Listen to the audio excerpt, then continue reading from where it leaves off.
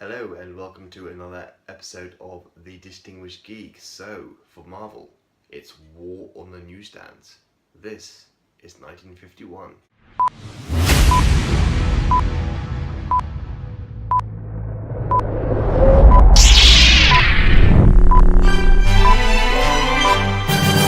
With the rise of the Korean War in 1951, it gave publishers the latest trend, war comics, and those focusing on the Korean War or anti-communist agenda became all the rage, and no other company produced them in greater quantities than Marvel did. Also in 1951, the popularity of the weird horror comics grew. Now these stories often had excellent artwork by the finest illustrators, with also some sly humour and an element of irony to what otherwise might have been nothing more than gruesome horror stories. Stan Lee would use a similar approach to characterise Marvel a decade later. Also, the weird super horror comics also started to credit the artists, making them celebrities to their fans and a selling point, another trend that Stan Lee would use later in Marvel. Marvel's first war-themed series, War Comics, debuted in December 1950, and it was joined in March 1951 by Battle.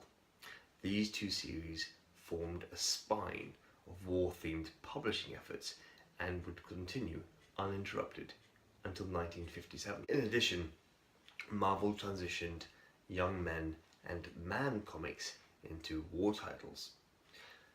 They began with stories devoted on draft dodging and the need of young American adults to join the services and do their duty for the country.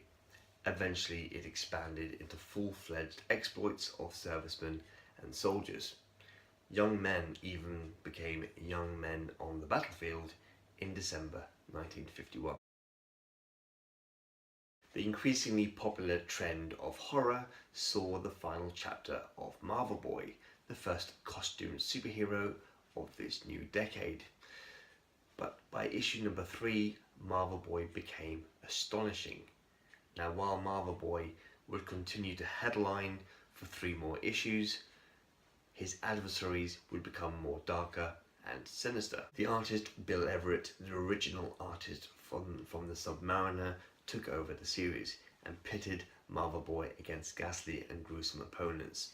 Marvel Boy's final story appeared in issue number 6, but with astonishing continuing on with no Marvel Boy to be seen, serving up the same horrific horror stories, just like the Strange Tales did when they knocked Captain America off. In response to the horror genre, Marvel launched 2 new titles, the first one being Mystic Comics in March, and more significant was Strange Tales issue number 1 in June. This would become the longest running series in Marvel Age and would become home to the Human Torch, Doctor Strange and Nick Fury, Agent of S.H.I.E.L.D.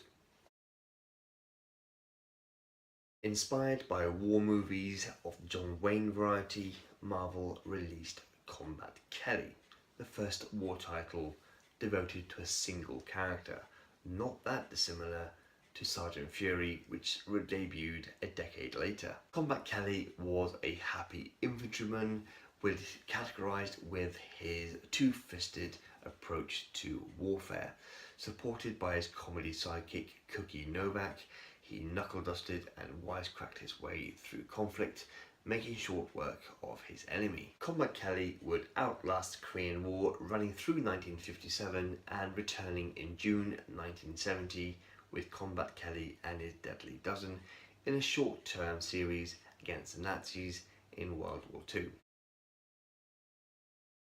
In December, publisher Martin Goodman got rid of the distributor Cable News and launched his own distributor network, Atlas.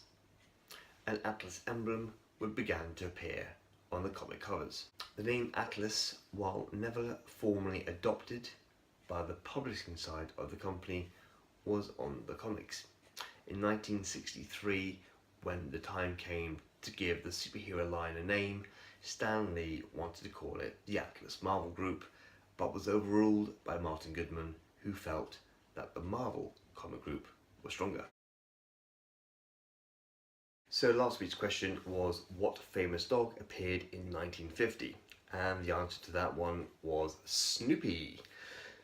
So, coming to the bonus question, unfortunately I didn't give it to you correctly last week, so it was meant to be what was the original comic strip name, which was Peanuts. But unfortunately neither of the questions were answered correctly, so unfortunately can't feature anyone's name for that one. Right, this week's question is, what did the Ampex Corporation develop in this year? And once again, please leave the comments in the comments below, and I will feature your name in this week's episode. Right, thank you again very much for watching. Please like, share and subscribe so you don't miss another episode, and I shall see you next week. Goodbye.